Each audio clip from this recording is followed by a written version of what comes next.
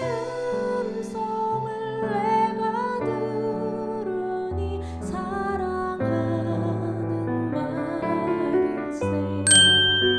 이 말씀을 하신 후 8일쯤 되어 예수께서 베드로와 요한과 야고보를 데리고 기도하시러 산에 올라가사 기도하실 때에 용모가 변화되고 그 옷이 휘어져 광채가 나더라. 문득 두 사람이 예수와 함께 말하니 이는 모세와 엘리야라. 영광 중에 나타나서 장차 예수께서 예루살렘에서 별세하실 것을 말할세. 베드로와 및 함께 있는 자들이 깊이 졸다가 온전히 깨어나 예수의 영광과 및 함께 선 두 사람을 보더니 두 사람이 떠날 때에 베드로가 예수께 여짜오되 주여 우리가 여기 있는 것이 좋사오니 우리가 초막 셋을 짓되 하나는 주를 위하여 하나는 모세를 위하여 하나는 엘리야를 위하여 하사이다 하되 자기가 하는 말을 자기도 알지 못하더라. 이 말할 즈음에 구름이 와서 그들을 덮는지라. 구름 속으로 들어갈 때에 그들이 무서워하더니 구름 속에서 소리가 나서 이르되 이는 나의 아들 곧 택함을 받은 자니 너희는 그의 말을 들으라 하고 소리가 그침에 오직 예수만 보이더라. 제자들이 잠잠하여 그 본 것을 무엇이든지 그때에는 아무에게도 이르지 아니하니라. 이튿날 산에서 내려오시니 큰 무리가 맞을세. 무리 중에 한 사람이 소리질러 이르되 선생님 청컨대 내 아들을 돌보아 주옵소서. 이는 내 외아들이니이다. 귀신이 그를 잡아 갑자기 부르짖게 하고 경련을 일으켜 거품을 흘리게 하며 몹시 상하게 하고야 겨우 떠나가나이다.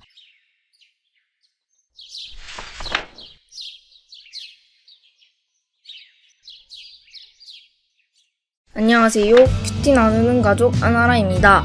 오늘도 주님 안에서 좋은 하루입니다. 오늘 나눌 하나님의 말씀은 누가복음 9장 28절에서 36절 말씀으로 몽롱한 기도라는 제목으로 큐티를 나누겠습니다.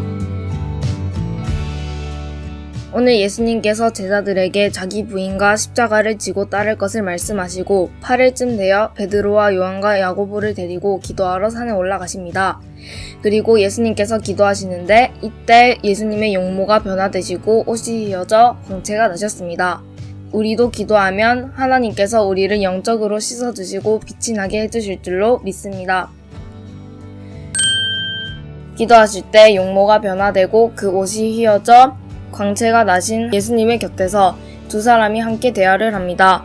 바로 구약 성경에서 율법을 대표하는 모세 선생님과 선지자를 대표하는 엘리야 선생님입니다. 그들은 영광 중에 나타나서 예수님께서 예루살렘에서 별세하실 것을 말씀합니다.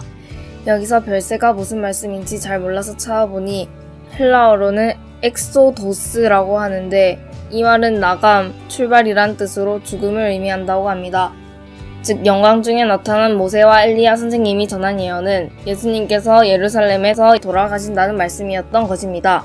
하지만 예수님의 수제자였던 베드로와 다른 제자들은 기도 시간에 졸고 있다가 이 말씀을 제대로 듣지도 못한 채 그제야 완전히 깨어나 영광스럽게 변화하신 주님과 주님 곁에 선 모세와 엘리야 선생님을 보게 되었습니다.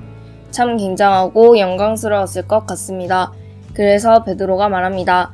주여 우리가 여기 있는 것이 좋사오니 초막셋을 짓되 하나는 주를 위하여 하나는 모세를 위하여 하나는 엘리야를 위해서 하사이다. 그러나 본인이 지금 무슨 말을 하는지도 모른 채 말입니다. 이처럼 베드로가 엉뚱한 말을 하고 있을 즈음에 구름이 와 구름 속으로 들어갈 때 그들이 무서워했습니다. 그리고 구름 속에서 소리가 납니다.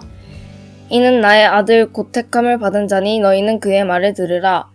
소리가 그치고 나니 모세와 엘리야 선생님은 온데간데 없고 오직 예수님만 보였습니다.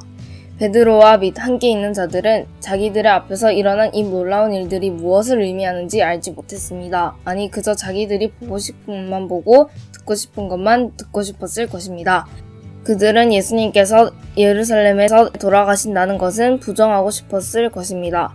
단지 영광스럽게 변화된 모습으로 모세와 엘리야 선생님과 대화 나누시는 장면만 기억하고 싶었을 것입니다.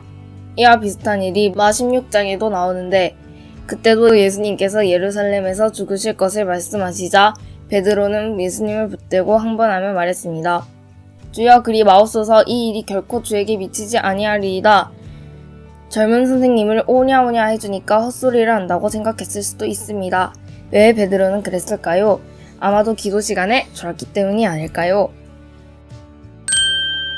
우리 교회는 매달 첫날 새벽에 월석 새벽 기도회를 합니다. 그래서 우리 가족도 매달 첫날 새벽마다 새벽 기도회에 갑니다. 그런데 너무 잠이 옵니다. 예수님을 만나기 전에 잠이 와서 괴로우니까 조금만 눈을 붙이고 잠을 깨우자라고 생각하고 아주 잠시 줍니다. 그런데 그건 내 생각일 뿐이고 눈을 떠보면 20분이 지나가 있거나 벌써 기도회가 끝나 있을 때도 있습니다. 그렇게 그달의 첫날은 꿈속을 헤매입니다. 분명 몸을 어렵게 새벽 기도에 나왔는데도 정작 기도회가 끝난 후에 무슨 말씀을 들었는지 무슨 기도를 들었는지 생각해봐도 뒤죽박죽 아무것도 기억나는 게 없습니다. 아마 베드로도 저와 비슷하지 않았을까 생각해봅니다. 앞으로는 제사 전에 몽롱한 기도는 없기를 소원합니다. 예수님 도와주세요.